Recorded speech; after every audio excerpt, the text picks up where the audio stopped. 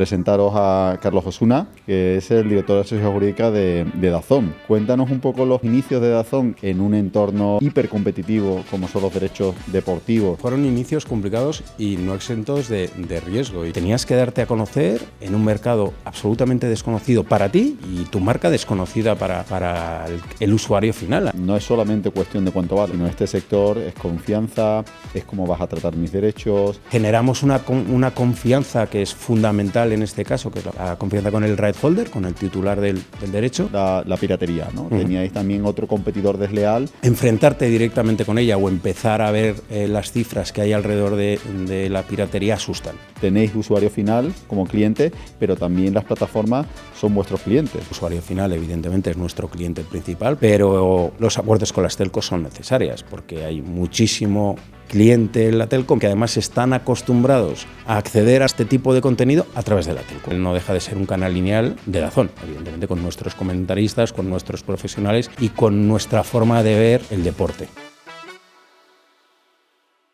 Bienvenidos a un programa más de Pérez Yorcas, el podcast sobre tecnología de Pérez Yorcas. Soy Andy Ramos, socio del Departamento de Propiedad Intelectual.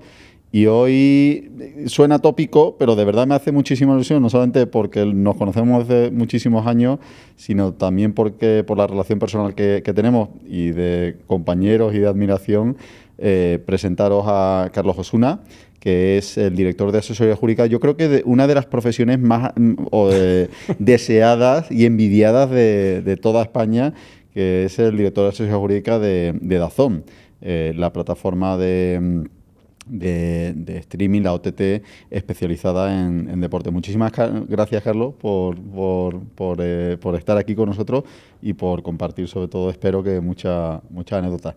Muchas gracias, Andy. Déjame darte las gracias simplemente por invitarme, por formar parte del elenco de entrevistados en vuestro podcast, del cual soy seguidor, y me declaro fiel admirador de la persona o las personas que decidieron el nombre del podcast, que tiene su gracia también, está muy bien traído. Hay que ser creativo. Pues sí, nuestra directora de desarrollo de negocio, que además apostó mucho por ese nombre. Yo lo primero que te quería preguntar, Carlos, es en ese puesto más odiado y deseado de España como director de asesoría jurídica de DAZN, cuéntanos un poco los inicios de DAZN, que ahora parece muy obvio o parece que es algo muy claro, pero supongo que también tú, que tienes ya 20 años de experiencia, estuviste más de casi 15 años en otra empresa, ese cambio a un nuevo operador en un entorno hipercompetitivo como son los derechos deportivos,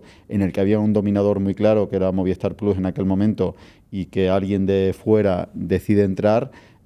¿Cómo fue esos inicios, tanto a nivel marca, a nivel empresarial, como también a nivel personal, tu primer día en DAZN? Pues fueron inicios complicados y no exentos de riesgo. Y yo ahí lo que le tengo que darles las gracias al equipo directivo que decidió lanzar la locura de DAZN a nivel mundial, que sí, bueno, por resumirte un poco, tampoco me quiero extender mucho, pero al final el DAZN, el grupo DAZN, que pertenece al grupo Perform, inició su andadura en el mundo OTT. Evidentemente tenía experiencia relacionada con right holders, con los titulares de derechos y con la industria, pero como empresa OTT la inició alrededor del año 2015-2016 con un lanzamiento inicial en Alemania y en Japón.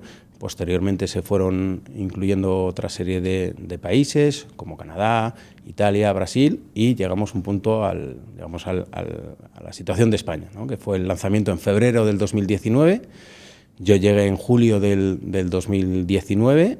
Todavía era un bebé DAZN en aquellos momentos, como tú bien has dicho. Ahora mismo DAZN es otra cosa y es un tiarrón, si me permites la expresión. Es un bicho. Y es un bicho muy grande. Pero muy interesante, sigue siendo muy interesante. Y la verdad yo me pongo lanzamos con MotoGP al principio, también teníamos Premier, Euroliga, luego llegamos a un acuerdo también con Eurosport para tener los canales de Eurosport.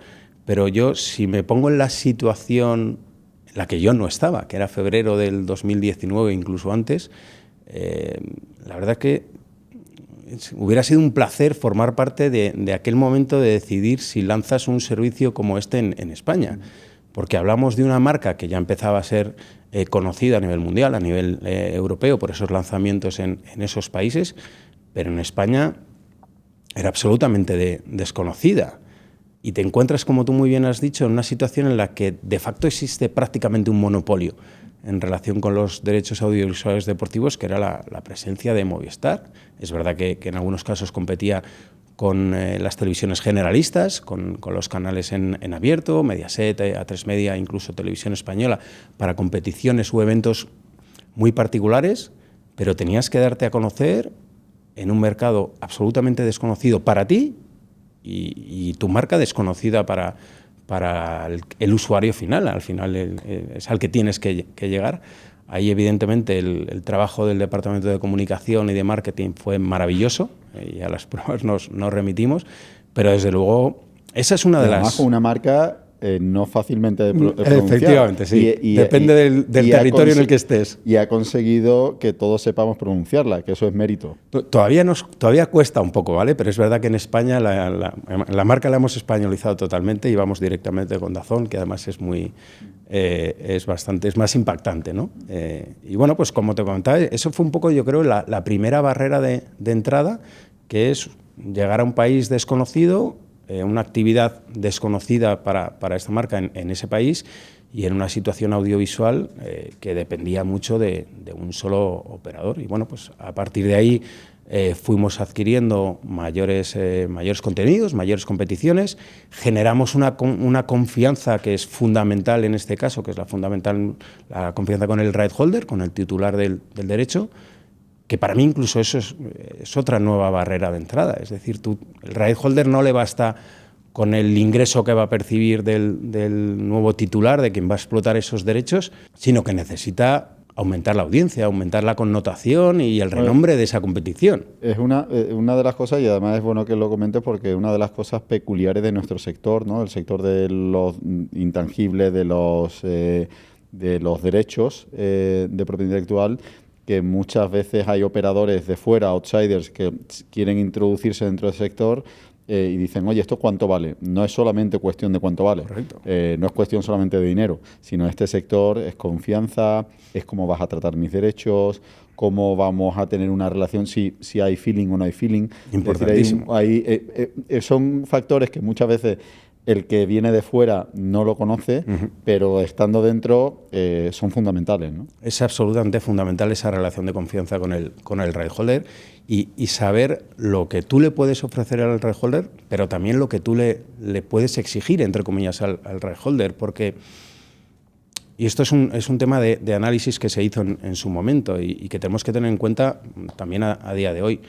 Los hábitos de consumo han cambiado absolutamente. De cómo consumíamos tú y yo deporte en nuestro momento en temas de televisión, o incluso nuestros padres, a cómo se consume a día de hoy, y esos nuevos consumidores que tenemos son hábitos absolutamente distintos, con unos dispositivos que no existían en su momento, y con una forma de consumir totalmente distinta. Evidentemente el evento sigue siendo el elemento principal de la retransmisión, pero ya no es suficiente.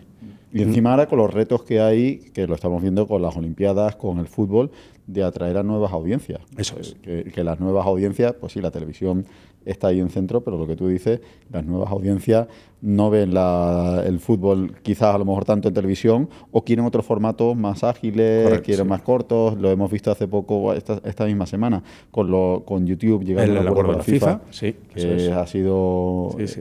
Ha sido eso, yo creo que no intentar captar nuevas audiencias, ¿no? Sí. ¿Y cómo fue tu primer día? ¿Cómo fue esa a nivel personal? El primer día, la verdad es que evidentemente sabía dónde iba, ¿no? Pero decía, madre mía, el reto que tenemos aquí, porque pues, un poco volviendo a lo de antes, éramos muy poquitos en ese momento. Bueno, ese bebé que empieza a andar, que de vez en cuando se choca con la mesa y que tiene que ir aprendiendo sobre la marcha de sus errores, pero con muchísima ilusión. Eso yo creo que el nivel de ilusión era tan alto desde el principio por sacar adelante este bebé, como digo, fue fundamental. Y evidentemente la gente y los equipos que había fueron fundamental para, bueno, entre todos, poco a poco, ir creciendo, más competiciones, más gente, hasta que llegamos, bueno, estamos en España, sabemos cuál es el deporte rey, creo que no es el tuyo, ¿no?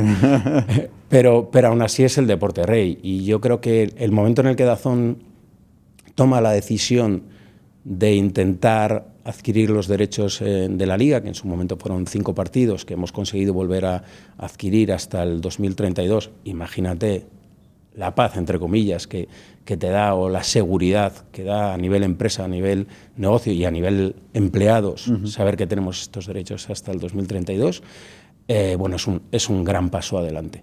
Porque además, cuando entrasteis, teníais la dificultad, erais un bebé, teníais la dificultad de tener a un gigante que llevaba muchísimas décadas aquí en España, pero al mismo tiempo tenéis que competía lícitamente, pero teníais al mismo tiempo que bueno, ha ido dando altibajos la piratería, ¿no? Teníais también otro competidor desleal, que era el consumo gratuito, no solamente pues, de retransmisiones de otros países que se emitían aquí, sino vuestras propias retransmisiones que se pirateaban, y la percepción del público español muchas veces no ha sido la que, o la respuesta del público español muchas veces no ha sido la que debería haber sido de rechazo hacia ese tipo de consumo, por también no solamente por la propia pues el daño que se hace a la empresa, en este caso a DAZN, sino también al propio equipo, porque al final todo esto forma parte de una cadena, ¿no? Vosotros, como la piratería, que creo que ha sido un factor importante, muy importante para vosotros, sobre todo por el tipo de contenido que tenéis,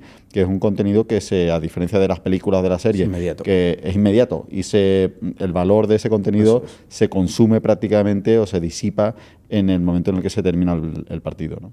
Ahora es el momento en el que me cambia un poco la cara y dejo de sonreír un poco para hablar de piratería, porque me suele cambiar. Pero es verdad que esto sí que es otra de las grandes barreras de entrada que se analizó en su momento. Pero claro, tenerla en cuenta en su momento, que bueno, íbamos a tener que luchar con la piratería, a enfrentarte directamente con ella o empezar a ver las cifras que hay alrededor de la piratería asustan, evidentemente.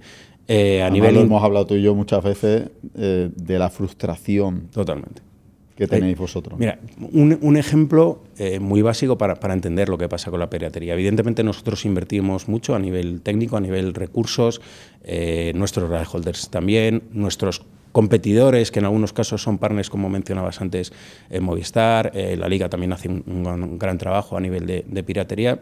Eso está ahí, y eso es obvio, y es un día a día que no puedes dejar de hacer. Seguimos recomendaciones de la Unión Europea. La Unión Europea te dice que busques fórmulas de hacer más accesible el contenido. Venga, vamos a hacer más accesible el contenido. Ahora que tenemos muchos contenidos, si nos vamos a la foto de hoy, tenemos paquetes solo de baloncesto, paquete solo de motor, solo de fútbol, un paquete que contiene todo. Antiguamente la crítica era, no, es que me obligas a comprar 18.000 canales a cambio de yo solamente me interesa uno, ¿no? Y tengo que pagar por todo. Y también antiguamente, pues para justificar la piratería, no, es que yo solamente quiero una canción, o no, es que yo quiero ver Y ahora hoy en día es cierto que los titulares de derechos os habéis puesto las pilas, que alguien quiere solamente una canción, que alguien solamente quiere un determinado tipo de deporte, o alguien ya existe esa oferta legal de contenido. Pues, eso es una de las soluciones que nosotros hemos implementado. Lanzamos ofertas cada cierto tiempo para que bueno, puedan ser más accesibles a nivel económico. Tenemos planes mensuales para que el usuario deje de pagar en cualquier momento. Tenemos planes anuales, pagas bueno, como se suele decir, ¿no? En un one shot, pero tienes una rebaja. Un plan anual, pero que pagas mes a mes, con un compromiso de 12 meses, ¿no? Evidentemente. Tenemos descuentos para menores de 30 años. Y luego la anécdota que te iba a contar. Tenemos contenidos gratuitos, ¿vale? Y hemos llegado a darnos cuenta que contenidos que tenemos gratuitos se piratean. Y el único requisito es que tú te registres, dejar un correo electrónico. Ni siquiera aceptar el envío de comunicaciones comerciales, que podrías decir, bueno, es que me obligas a esto. No te obligo, para nada. Puedes rechazarlo. Y se siguen pirateando esos contenidos. Entonces, es verdad que se han tomado determinadas medidas en España a nivel legislativo. Yo creo que los juzgados y los tribunales están tomando están dictando resoluciones que ayudan a reducir esa piratería. Comentabas el tema un poco cultural que tenemos en España. ¿Percibís que, y además como operador global que es DAZN en muchos territorios, percibís que es algo que forma parte de la idiosincrasia española? ¿Tenéis los mismos índices de piratería medibles o tenéis datos? Hay datos. ¿Y qué observáis? Bueno, España somos punteros en piratería, ¿no? Y es lo que decías antes, es un tema cultural, ¿vale? Evidentemente tenemos también cifras muy altas en otros países. En algunos momentos hemos llegado a tener mediciones de 1 de cada 4 usuarios que está consumiendo nuestro contenido o contenido deportivo lo hace de forma pirata, lo hace de forma ilegal. Es un delito la piratería, hay que tenerlo claro. Hay que acabar con aquellos terceros que favorecen la piratería, que se enriquecen con la piratería, porque muchos usuarios dicen, bueno, pero si yo no estoy pagando por acceder a la piratería, bueno, estás también dando tus datos. En el link que estás utilizando también hay publicidad, hay alguien que se está enriqueciendo. Sí, te está dando atención para que él obtenga un lucro, ¿no? Eso es. Y no sabemos además quién hay detrás de esa persona, de esa compañía o de ese tercero que ilegalmente está ofreciendo nuestros contenidos a terceros. Con lo cual, pues, bueno, es una lacra con la que hay que seguir luchando y obviamente forma parte de nuestro día a día. Vosotros, vuestra entrada, teníais el reto y este movimiento tan valiente, encontrabais el reto de un gran operador muy asentado, retos también culturales en aquel momento yo creo que ya muchos teníamos la televisión conectada en 2019, o sea que ahí yo creo que en España sí estábamos también muy positivamente a la vanguardia, y también tenéis otro reto regulatorio, porque este sector, que muchas veces parece sencillo, que haces una app y la pones ahí en todas las App Store, en Google, etcétera, y ya está, te la descargas y punto. Pero a diferencia de otros sectores culturales o de entretenimiento que no están tan regulados, el sector audiovisual está muy regulado. Y no solamente el sector audiovisual, sino además el de los contenidos deportivos o específicamente del fútbol, ¿no? Sí. ¿Cómo fue? Y esto es algo que has tenido que asumir tú directamente como responsable de asesoría jurídica de DAZN. ¿Esto como esa barrera o esos desafíos, cómo lo habéis afrontado? Bueno, un poco como tú dices, hay desafíos, hay barreras y luego hay excepciones también que por suerte no aplican a todos los operadores audiovisuales. Pero como bien dices, hay un marco regulatorio, que es la Ley General de Comunicación Audiovisual.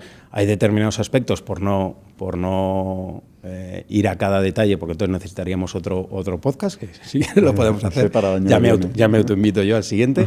Pero evidentemente hay determinados aspectos que se pueden destacar, ¿no? En materia de accesibilidad, por ejemplo, determinar la obligación de un tanto por ciento de tu catálogo, incluir esas medidas de accesibilidad, como temas de subtítulos, audiodescripción o lenguaje de signos.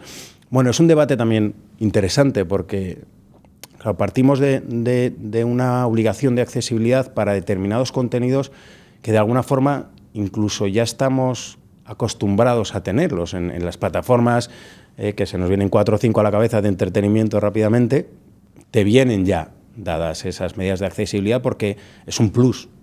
Realmente no es tanto por una medida de accesibilidad, que por supuesto lo es y debe estar ahí, pero es como un plus para el usuario tener esos subtítulos en diferentes idiomas. Pero es un reto para todas las empresas, es un reto, estoy de acuerdo contigo, pero el estándar que pone la norma, que es compleja, viene de una directiva que se transpone en España, que siempre quien transpone quiere ser mucho más garantista, que está muy bien, pero eso para la empresa es una carga, y es una carga que por un lado pues obviamente quiere ser más accesible y quiere llegar a cuanto más consumidores mejor, pero muchas veces pues con los intereses empresariales pues también hay que tenerlo en cuenta, ¿no? Es una carga, vamos a decirlo, administrativa, es una carga a nivel de una inversión que tienes que hacer para implementar esas medidas y es una carga a nivel de recursos que tienes que dedicar para ello.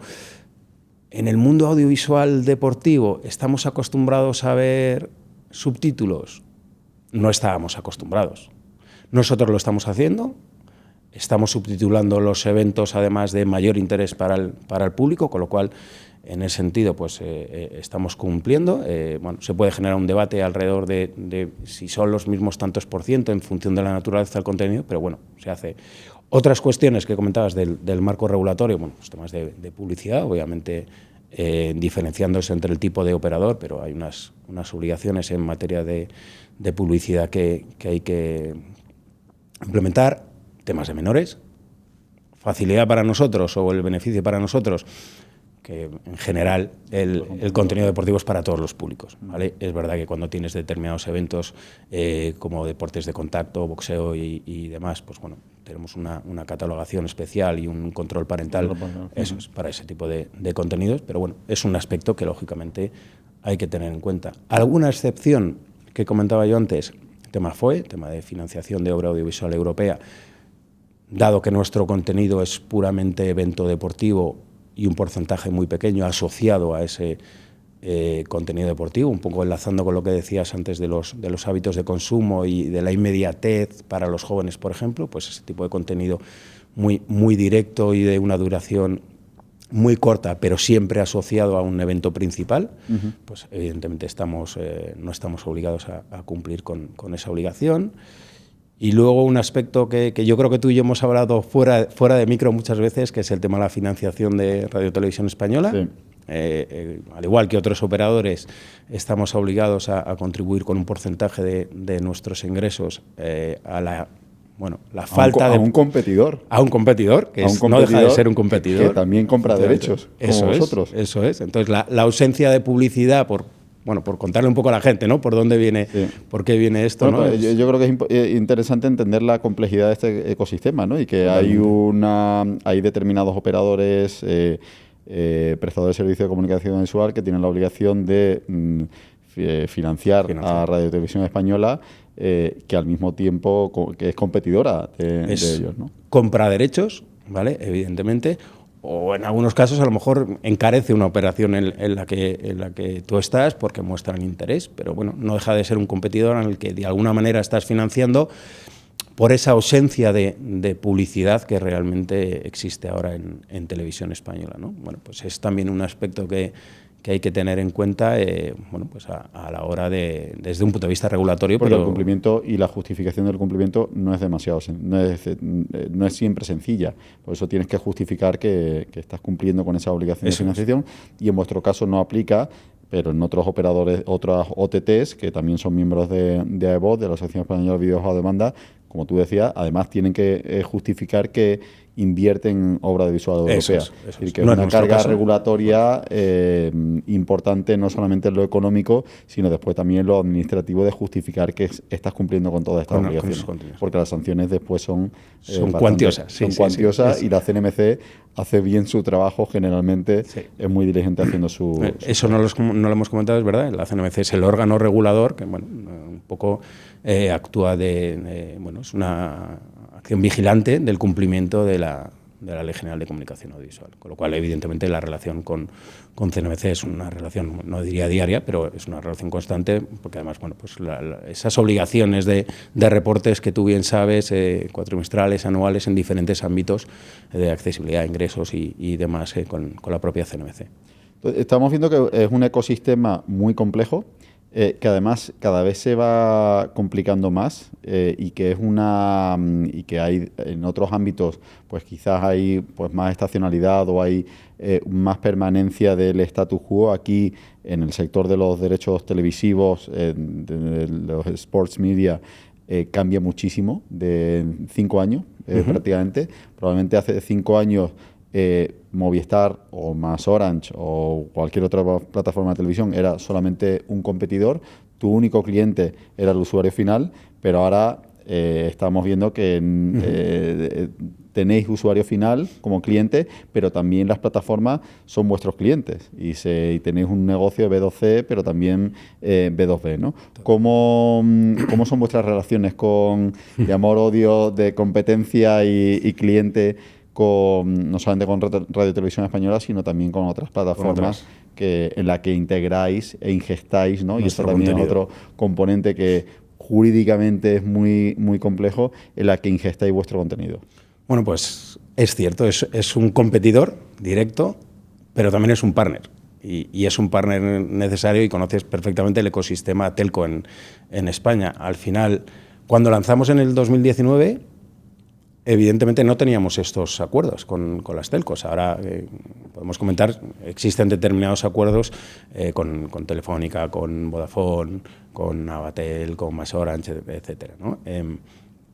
Pero en ese momento no, con lo cual nuestro único destinatario era el usuario final y había que llegar al usuario final.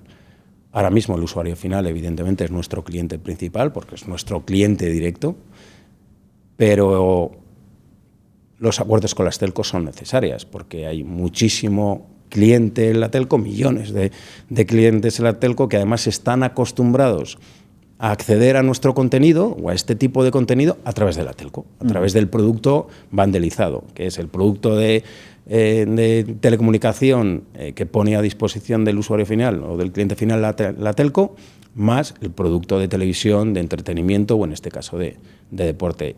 Y es muy difícil sacar al usuario de ahí y que pague solo el producto telco. Entonces, bueno, pues evidentemente llega un momento en el que ya estamos empezando a estar consolidados en España y empiezan esas conversaciones, esas negociaciones con los principales operadores telco en España. ¿Son negociaciones fáciles? No. Y supongo que si vienen ellos aquí te dirán lo mismo. Una negociación son negociaciones largas. De meses. Son negociaciones lo digo largas. También para que muchas veces la percepción del valor, bueno, pirateo, esto lo veo me pasan un link, lo veo, y es que detrás no solamente hay 22 personas jugando o 10 personas metiendo una pelota dentro de una canasta, sino que hay cientos de personas y hay meses de trabajo para que ese contenido esté ahí disponible. Sí, son negociaciones, son muy interesantes. Jurídicamente a nosotros... Para mí son las más divertidas. Eso te iba a decir. Para mí son divertidísimas. Jurídicamente son maravillosas, tanto en los buenos momentos como en los momentos más tensos, porque evidentemente no deja de actuar cada uno por su equipo, ¿no? Ahora que lo comentabas de esa forma. Pero evidentemente luego al final son muy gratificantes porque estás condenado a entenderte, ¿vale? Evidentemente las cifras que se manejan y el tipo de acuerdo que se manejan, pues bueno, pues son lo suficientemente relevantes para que todas las personas que estamos alrededor, no solo jurídico, porque hay muchos departamentos involucrados en estas negociaciones, bueno, sean conscientes de la relevancia del asunto. Y lo que comentabas tú, el usuario final que decide piratear tiene que saber todo lo que hay detrás. Realmente no es solo piratear un evento, son unas negociaciones o unas relaciones jurídicas de diferentes empresas. Es un perjuicio que se causa también al titular inicial de ese derecho, que es la competición, como puede ser la Real Federación Española de Fútbol o la Liga. Y si vamos aguas abajo, pues tenemos también los clubes, los deportistas, federaciones más pequeñas, el fútbol no profesional. Entonces, bueno, pues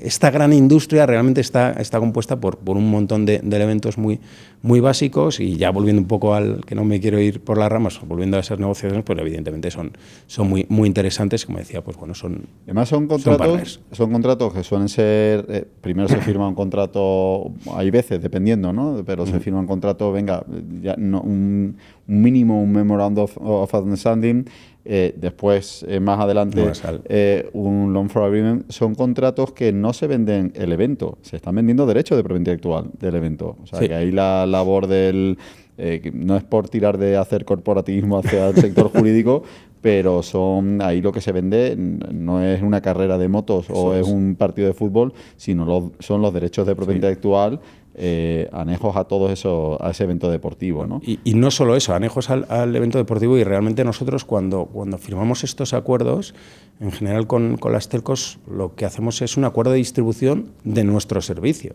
Es decir, nosotros, en algunos casos muy específicos y siempre y cuando el right holder te autorice, nosotros no sublicenciamos contenido. Nosotros distribuimos nuestro servicio, el servicio OTT Eso supongo que sería una pelea en sí mismo, y mantener vosotros esa posición, no decir no te voy a vender mi servicio editorializado, ¿no? Eso es. Con la capa vuestra de editorialización. Eso evidentemente es muy importante, independientemente de que luego acabe también en un canal lineal del propio operador, pero al final no deja de ser un canal lineal de DAZN. es un canal lineal de MotoGP de DAZN, o un canal lineal de Fórmula 1, o un canal de la Liga, pero es el canal de DAZN, evidentemente con nuestros comentaristas, con nuestros profesionales y con nuestra forma de ver el deporte actualmente y con la forma de tratar el deporte que creemos que es diferente, es más actual a cómo se hacía antes y a lo que pide el nuevo usuario final. Totalmente de acuerdo. Estamos hablando de la venta de los derechos, pero vamos a ir un momento antes, que es la compra. Para poder vender los derechos tenéis que comprarlos, esos derechos. Y unos derechos que empezasteis con MotoGP, habéis añadido Fórmula 1, sí. Baloncesto este año, que ya sabes que yo te lo agradezco personalmente, fútbol también. ¿Cómo son esos procesos de compra de derechos? Aquí en España tenemos un Real Decreto. Antes, hace ya, pues los que llevamos unos años, pues vivimos la guerra del fútbol, que pues porque no había hasta el año 2015 ninguna norma que te decía quién tenía los derechos sobre una competición deportiva, y pues ahí se aprobó el Real Decreto 2015, principalmente enfocado en fútbol. Ahí ya pues se puso la paz en muchos procedimientos judiciales que había en una guerra pues que era interesantísima desde el punto de vista jurídico, desde fuera, pero catastrófica para los tenedores de derecho o incluso para los clubes, ¿no? Sí. ¿Cómo, y además que me gusta que cuentes el proceso manual de cómo se adquieren los derechos, si cambia dependiendo de cada deporte, si cambia si es una competición nacional a cómo es una competición europea o internacional, y cómo lo vivís desde DAZN? Es distinto, cambia evidentemente en función de si es una competición nacional, en función de si es una competición, vamos a decir, internacional, por ejemplo, como puede ser MotoGP o Fórmula 1. No tiene que ver nada el proceso como, por ejemplo, como es el de la Liga, como es el de la Copa del Rey. Por poner un ejemplo de la Liga, ya que mencionabas el Real Decreto, dos pinceladas del Real Decreto. Yo creo que el Real Decreto viene bien. Se aprobó, está ahí y... Nos ha tocado por ahora. Se ha modificado, eso, se ha tocado tocó un poco, punto. Pero todos siempre decimos, bueno, esto es un primer punto de partida para seguir avanzando, pero ahí sigue. Ahí sigue. Es un Real Decreto, el Real Decreto 5/2015. Entonces lo que hizo es regular o modificar un poco la fórmula en la que se comercializaban los derechos audiovisuales del fútbol en España. Entonces pasamos, a mí esto me parece súper interesante, la verdad que es un Real Decreto al que yo le tengo cierta admiración. Pasamos de una gestión individual con cada uno de los clubes. El derecho de arena. Yo me imagino a un DAZN o a mí mismo en el 2015 negociando de forma individual con cada uno de los clubes. Al final tienes tu presupuesto, ¿no? Dices, bueno, ¿cuánto voy a dedicar a los derechos de la Liga? Pues, ¿cómo cambiaría en función de esas negociaciones? A lo mejor si le he dado mucho a un club se lo tengo que quitar a otro, con lo cual cuidado con esas negociaciones individuales. A un sistema que tenemos actualmente, gracias a ese Real Decreto, en el que es una comercialización conjunta, es decir, el organizador de la competición, en el caso de la Liga Nacional de Fútbol Profesional, o en el caso de la Copa del Rey, la Real Federación Española de Fútbol, es la entidad que comercializa de forma conjunta todos los derechos de esa competición, de todos los clubes. Con lo cual tú solo tienes que, iba a decir negociar, pero no es negociar, tienes que adquirir los derechos de una sola entidad. En el caso de la Liga, es un proceso de licitación al que tú acudes a ciegas. Tú presentas tu oferta, hay una serie de lotes, cada lote contiene una serie de partidos, y luego hay una serie de periodos por los que tú puedes, entre comillas, pujar o presentar tu oferta, que puede ser de 3, 4 o 5 años. Un aspecto muy importante que está incluido en ese Real Decreto es que antes de ese proceso de licitación, la Liga y la Federación Española de Fútbol tiene que obtener un informe no vinculante de la CNMC, que comentábamos antes. Luego se publica el proceso de licitación, las bases del procedimiento. Bueno, haces tus números, presentas tu estrategia y vas a ciegas. ¿Y cómo lo presentas? Que es un poco por lo que yo creo que ibas antes también. A mí me parece maravillosa la anécdota, ¿eh? Lo presentas en un sobre, que no estoy descubriendo nada que no esté dentro del propio proceso y son las normas. Yo me acuerdo al principio pensaba, bueno, esto será un proceso sobre de telemático, oro, algo así, pero no, es ir en este caso, en el caso de la Liga, al Consejo Superior de Deporte y depositar tu oferta en un sobre, bueno, llevas un pendrive y demás. Insisto que no estoy descubriendo nada que no sea público y esté en las bases. Un proceso muy artesanal. Manual. Muy manual. Muy manual. Hay ya las anécdotas fuera del podcast, pero hay muchas anécdotas alrededor de la presentación, de la preparación, de la veces que revisas el pendrive, no te lo puedes imaginar. Que revisas la impresión. No te lo puedes imaginar días antes, el día, en el taxi, allí mismo, porque evidentemente es un sobre, pero que contiene un pendrive con la... Sí, pero no deja de ser un pendrive y un documento. Y sí, es verdad que son momentos tensos, es un momento muy tenso el depositarlo y es un momento tenso la espera, hasta que recibes la notificación oficial de que eres uno de los adjudicatarios o el adjudicatario, efectivamente. Qué bueno. ¿Y el resto de derechos? Derecho de Fórmula 1, derecho de Bueno, es una negociación, o puede ser una negociación más directa, ¿vale? En nuestro caso depende un poco de si es un acuerdo más global, multiterritorio, como ha pasado, por ejemplo, en el Mundial de Clubes. Es verdad que había una particularidad ahí, que ha sido por primera vez en abierto para todo el mundo. Nosotros lo hemos tenido en abierto con ese registro previo que comentábamos antes.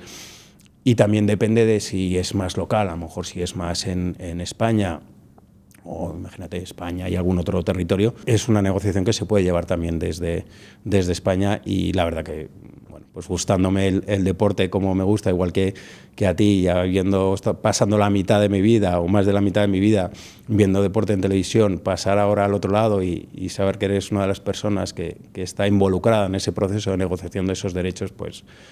Bueno, como tú decías antes, ¿no? Es una posición envidiada, absolutamente envidiada. Pero se sufre también, indudablemente, y eso también es la parte de la satisfacción, porque si un asunto, un proyecto es fácil, pues probablemente te va a dar menos satisfacción personal como si es difícil y dices, joder, lo he hecho. Sí, totalmente.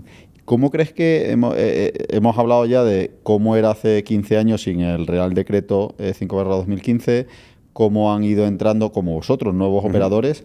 Ahora estamos viendo que entran nuevos operadores, o sea, que está entrando Amazon, que está entrando, hemos comentado, el acuerdo de YouTube parcial con la FIFA, sobre todo para abrir nuevos mercados y nuevas audiencias.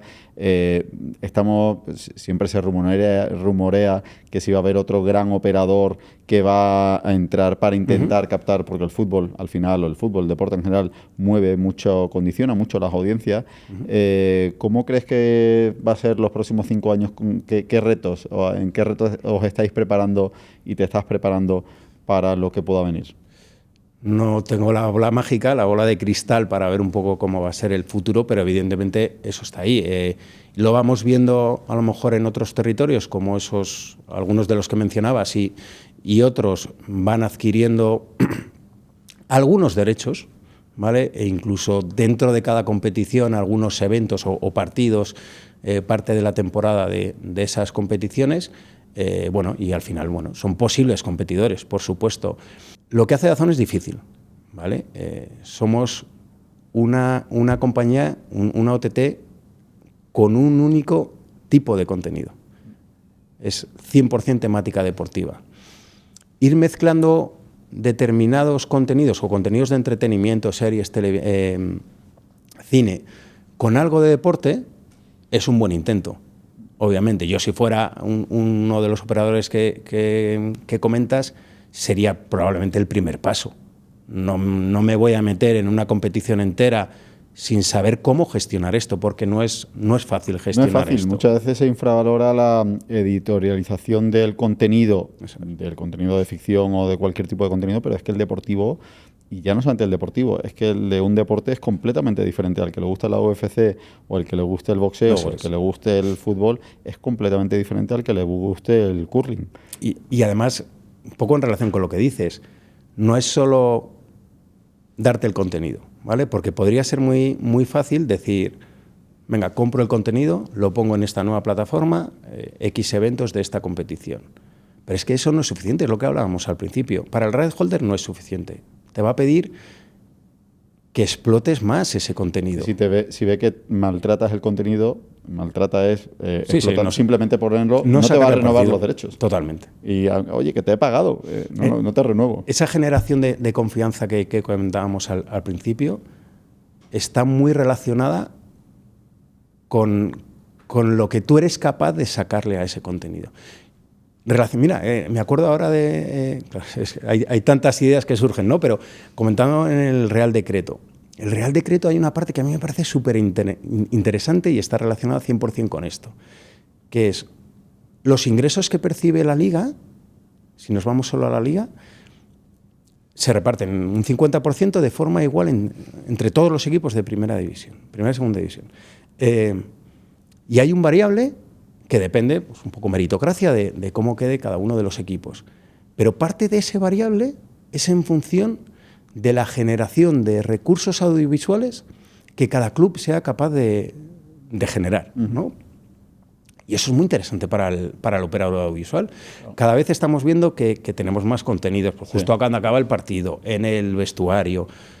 Son avances que lo damos por hecho, pero hace 10 años o 5 años no existía. Entonces, para el operador audiovisual, cuanto más contenido, mejor. ¿Por qué? Porque, evidentemente, mi catálogo va a ser mucho más rico y esos hábitos de consumo que también comentábamos antes, los voy a poder ir completando. Mi oferta es mucho más rica y además llego a todo tipo de consumidor. Al consumidor que quiere ver desde el minuto 1 antes de que comience el partido hasta que termina, y solo si hay un poco de polémica, si no, apago el dispositivo. Iba a decir televisor, ya el televisor queda casi antiguo, pero apago el dispositivo hasta el usuario que a lo mejor está viendo el evento en televisión o en el otro dispositivo, pero en el otro dispositivo está haciendo otras cosas o está haciendo otras cosas, eso es, y quiere solo un live clips.